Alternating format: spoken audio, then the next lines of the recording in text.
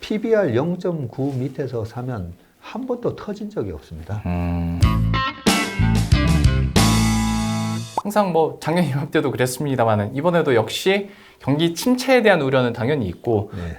하다 보니까 당연히 연준에서도 그리고 시장에서도 인슈어런스 컷 얘기가 나올 수밖에 없는 네. 상황인데 네. 이걸로 흔들릴 가능성은 없을까에 대해서는 좀 어떻게 보시는지 궁금해요. 네, 그 부분은 제가 명확하게 말씀드릴게요.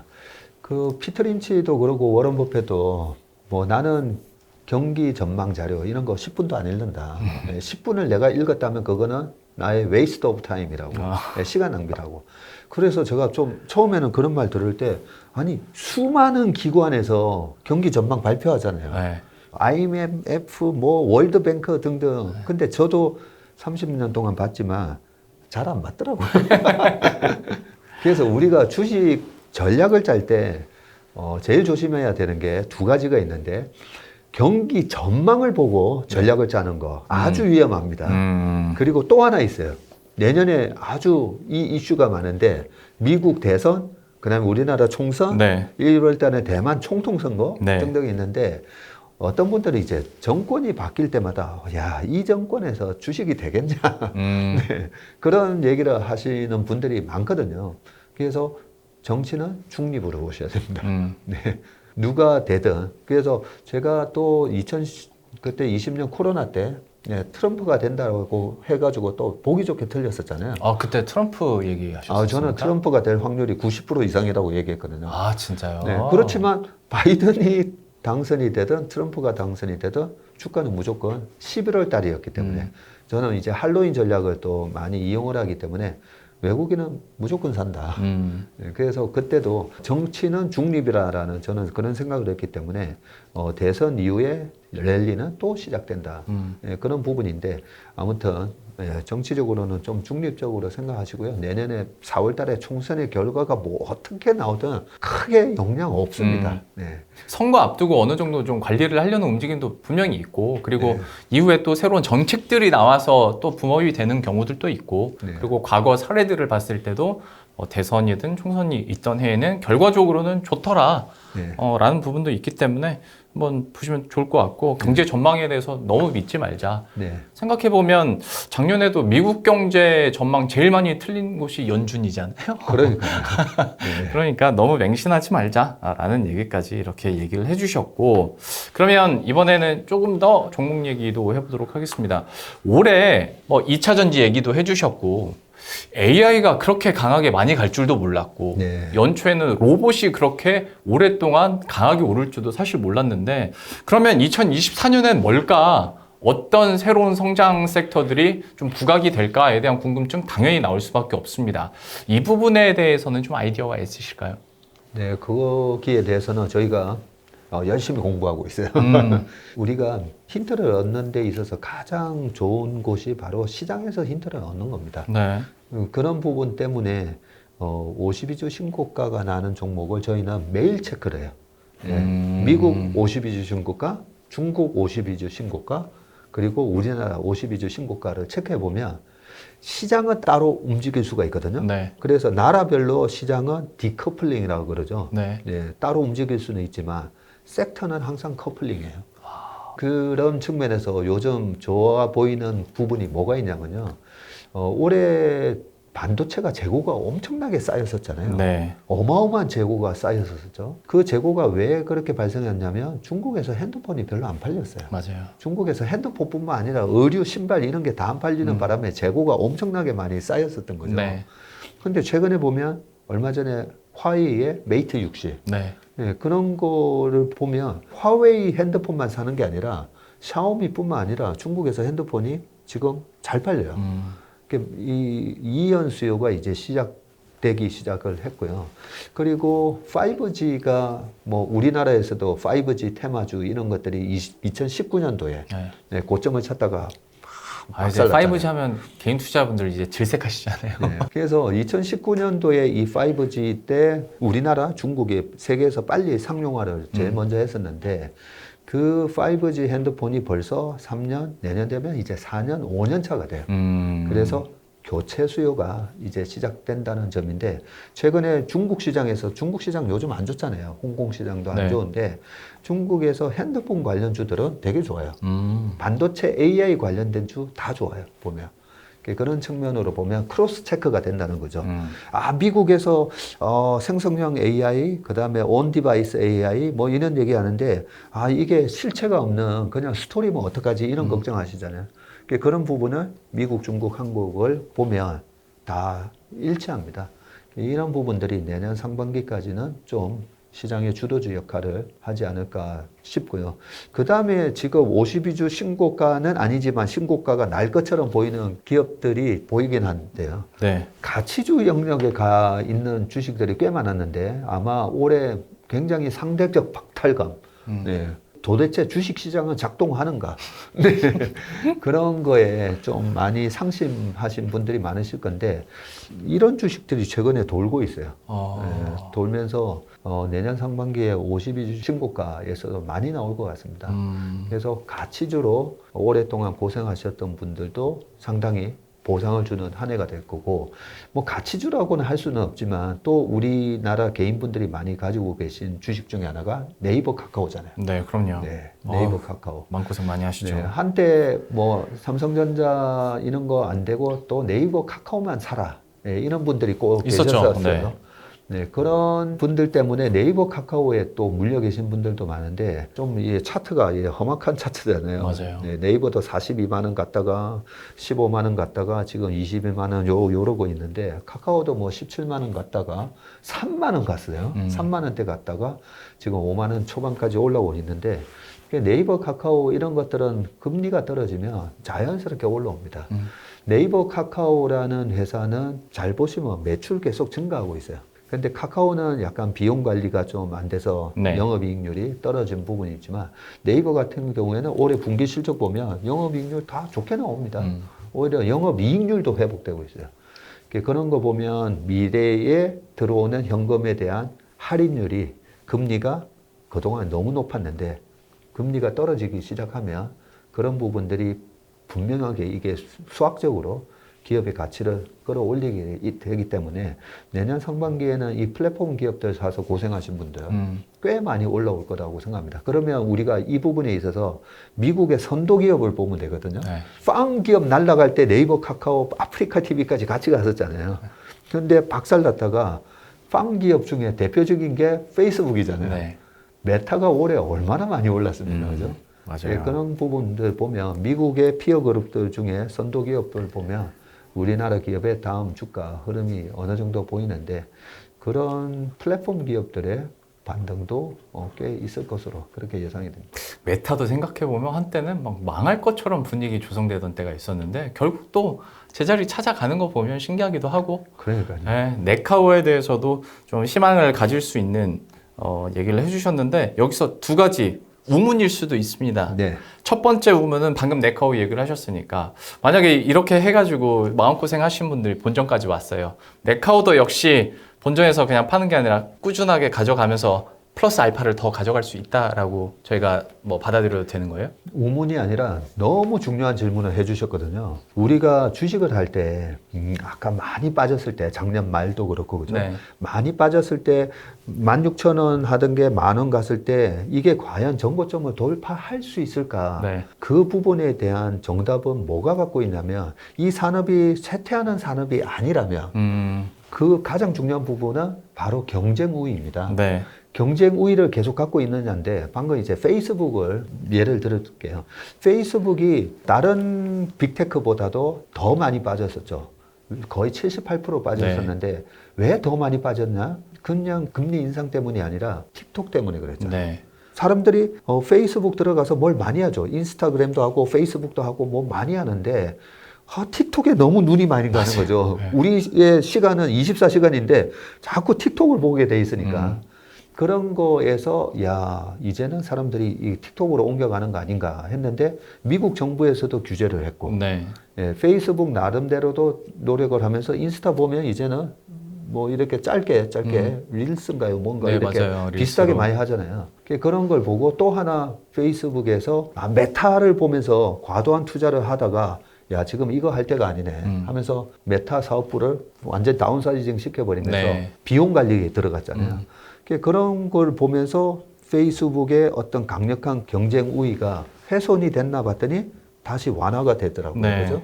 그러면서 주가가 150% 이상 올라온 것처럼 자, 네이버 카카오 한번 보자고요. 우리가 하루에 네이버를 떠나서 살지를 못합니다. 그죠?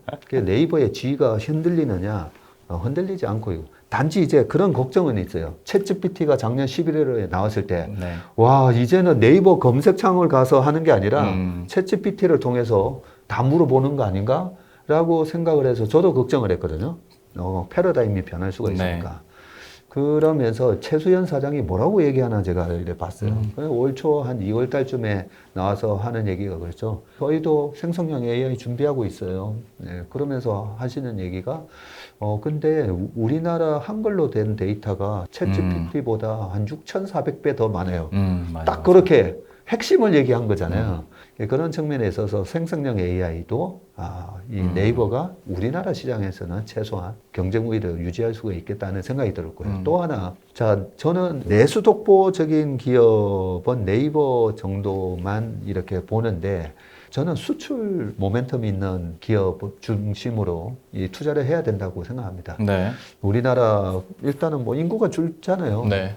근데 우리나라의 JYP가 시총 700억 하다가 5조 간 거거든요. 한 10년 전에 시총 7, 800억 했었어요. 근데 동남아로, 일본으로, 그 다음에 글로벌로. 최근에 보면 네이버가 내년에는 웹툰을 뭐 나스닥에다가 상장시키겠다. 뭐 이런 얘기도 있고 이런 저런 거 보면 야, 네이버가 이제 기술 수출도 하나? 그리고 미국의 포시마크 같은 거 인수해가지고 한 1년도 안 됐는데 흑자내 버리잖아요. 네. 그런 부분을 보면 우리가 생각하는 그 이상의 포텐셜이 있다라는 생각이 들기 때문에 그리고 카카오인데요. 우리가 주식을 잘 보시면 삼성전자 하이닉스 이렇게 올라갈 때 떨어질 때도 마찬가지로 하이닉스가 더 떨어지지만 그렇죠. 올라갈 때 하이닉스가 더 강하게 올라가잖아요. 주가가 올라갈 때는 우리가 빈집털이라고 그동안에 카카오에 안 좋은 뉴스가 너무 많았잖아요. 맞아요. 데이터 센터 화재에 대응하는 것도 그랬었지만 그 이후로도 보면 올해 시세 조정 경영진들 검찰 조사 등등 안 좋은 얘기들이 많은데 과거에 대기업들 총수분들이 감옥을 가시는 그런 일들이 있을 때 되게 걱정해서 주식을 많이 팔고 싶어지거든요. 네. 근데 저도 옛날에 그랬지만 꼭 나중에 보니까 주가가 잘 가는 거예요. 왜 그럴까? 지배구조 개선이 된다는 거죠. 왜 우리나라가 코리아 디스카운트가 되는가? 북한하고 대치하고 있기 때문에 아닙니다. 지배구조가 취약하기 맞아요. 때문에요. 주주가치에 대한 부분, 이런 부분에 대한 개념이 경영진들이 좀 부족했던 부분인데 이번에 쇄신한다고 그러잖아요. 그래서 사장님도 이래 바뀌셨더라고요. 이런 쇄신이 결국은 카카오의 미래의 기업 가치를 훨씬 더 강하게 만드는 그런 효과가 있기 때문에 이번에 올라갈 때는 사기는 좀 무섭긴 한데 무섭지만 주가 수익률로는 카카오가 나쁘지 않을 것 같다 이런 생각도 합니다. 네카오에 대해서도 예.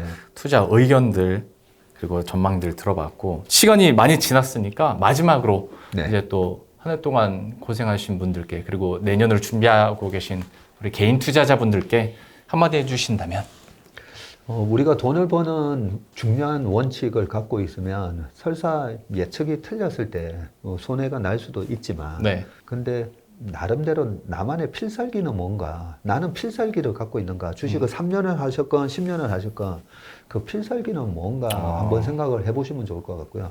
PBR 0.9 밑에서 사면 한 번도 터진 적이 없습니다. 그래서 이 PBR 1배가 지금 내년 2024년 기준으로는 한 2,760 정도 되거든요. 그러면 PBR 0.9배면 2,460 언저리 2,500이라고 보시면 돼요. 그래서 2,500 밑으로 가면 갈수록 항상 주식은 복원이 된다라고 생각하시면 됩니다. 자, 그러면 2,500에서 어차피 빨리 복원이 되잖아요. 이번에 다 보면 빨리 복원이 됐었습니다. 네. 작년 9월 말에도 2,134까지 빠졌다가 11월 달에 강하게 올라와서 2,500까지 갔었죠. 그러면 2,500에서 밑으로 떨어지면 떨어질수록 대중들의 공포감은 심해지는데 그렇죠. 저는 빨리 복원이 되기 때문에 떨어지면 떨어질수록 여기는 주식 사야 되는데 그런 마음이 든다는 거죠. 그래서 지금도 아직까지도 여전히 2,550, 500 언저리에서 왔다 가고 있고요. 그리고 연말 되면 배당락이 있습니다. 그죠? 네. 네, 배당락이 한 40포인트 정도 또 있기 때문에 그러면 또 2,500 밑으로 떨어지는 모습이 나올 건데 지금은 주식을 하기에 손해가 나는 구간은 아니다는 거죠. 그 마음을 가지시고 내년에도 하나의 원칙을 갖고 내년 시장에 대응하시면 반드시 좋은 수익이 나올 거라고 생각합니다. PBR 0.9 이하에서는 매수를 하면 그래도 떨어질 룸보다는 올라갈 룸이 훨씬 크기도 하고 가능성도 높더라. 예. 그리고 홀수해는 항상 주식 시장이 좋다 그랬잖아요. 홀수해, 특히나 맞아. 코스닥이 좋다 그랬어요. 네. 그래서 코스닥의 홀수해의 과거 25년 동안 평균 수익률이 40.9% 나오거든요. 올해 코스닥이 40.78%까지 올라갔었어요. 결국은 20%대로 떨어지긴 했었지만 그러면 이 짝수에는 어떻게 되는가? 짝수에는 코스닥의 평균 수익률이 마이너스 17.4%예요.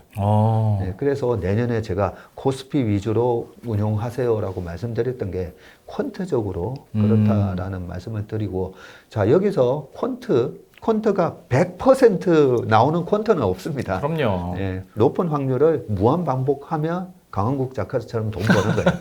네, 그런 측면에서 말씀을 드리는 거고 네. 최근에 제가 발견했던 이 퀀트적인 부분 하나 말씀드리면 네. 네이버가 상승을 하잖아요. 네. 마이너스 났다가 네. 상승을 하면 1년 상승하고 그 다음에 마이너스 간 적은 한 번도 없었어요. 1년만 상승한 해는 한 번도 없었어요. 없었어요. 네, 작년에 네이버 많이 빠졌잖아요. 그죠? 네. 올해 지금 이제 플러스가 나고 있는데 여허. 올해 네이버가 지금 한 25% 정도 올랐거든요. 네. 네, 오늘 좀 많이 올랐으니까 한 27% 올랐는데 네이버가 한 해만 오르고 그 다음에 다시 또 빠지는 적은 2002년 상장 이후로 한 번도 없었다. 이것도 맞으면 진짜 신기하겠다. 네. 아니 뭐 코스피는 그렇다 쳐도 개별 종목도 이런 결과가 나오는구나. 네, 그리고 또 마지막 하나 더 말씀드리면 네. 짝수에 조심해야 됩니다. 짝수에는 좀 코스닥은 조심해야 되는데 네. 코스피의 짝수의 수익률을 보면 그렇게 네. 나쁘진 않아요. 그 닷컴 버블이 깨졌던 2000년, 2002년이라든지 2008년 이럴 때는 코스피도 수익률이 많이 빠지긴 했었지만 코스피 수익률이 짝수회를 보면 크게 나쁘진 않다. 전체 평균을 내면 마이너스 한 1% 정도 나옵니다. 마이너스 1% 나오는데 특히나 대선이 있었던 해이잖아요. 네. 그 대선이 있었던 해를 보면 코스피는 그렇게 나쁘진 않았다. 네, 그런 측면에서 내년에 코스피 중심으로 보시면 되고 우리가 보면 섹터는 커플링 돼서 움직인다 했잖아요. 네. 지금 미국 시장에서 제일 강한 게 필라델피아 반도체 지수였던 것처럼 네. 그럼 반도체도 보면 뭐 전공정이 있고 후공정이 있고 네. 장비가 있고 그다음에 소재 부품이 있고 그렇잖아요. 그런 부분은 반도체 애널리스트 분들 얘기도 들은 걸 종합을 해보면 올해 장비주가 많이 좋았었지만 올해 소부장 주식들은 많이 빠졌어요. 네. 왜냐하면 감산하고 있는데 맞아요. 감산이니까 당연히 Q가 줄어들잖아요. 근데 내년 하반기부터 이제 증산이 들어갈 것으로 예상을 하고 있기 때문에 지금 많이 빠져 있는 소재주 주식 중에서도 내년에 중소형주라고 해서 꼭 안 되는 게 아니라 그쪽은 나름대로 또 좋을 수도 있겠다. 뭐 이런 생각을 해봅니다. 어우, 전략 팁 너무 많이 방출하시는 거 아닙니까? 네. 저야 감사하긴 한데. 네. 반은 맞고 반은 틀릴 거니까 아우, 맞는 것만 잘 골라서 투자하시길 바라겠습니다. 막판에 어떤 퀀트적인 팁까지도 방출 엄청 해주셨으니까 여러분들도 잘 투자 전략에 적용하셨으면 좋겠고 저는 여기서 또 드는 생각은 내년 이맘때 또 모시고 한번 과거 어땠는지 보면 재밌겠다 라는 생각도 한번 해봅니다. 오늘 정말 많은 내용과 투자 전략을 들은 것 같아서 저는 개인적으로 굉장히 보람찬 촬영이었습니다. 그리고 1년 후에 다시 모실 것을 여기서 저 혼자 약속드리면서 박세익 대표님은 여기서 인사드리도록 하겠습니다. 오늘 말씀 고맙습니다. 네, 고맙습니다.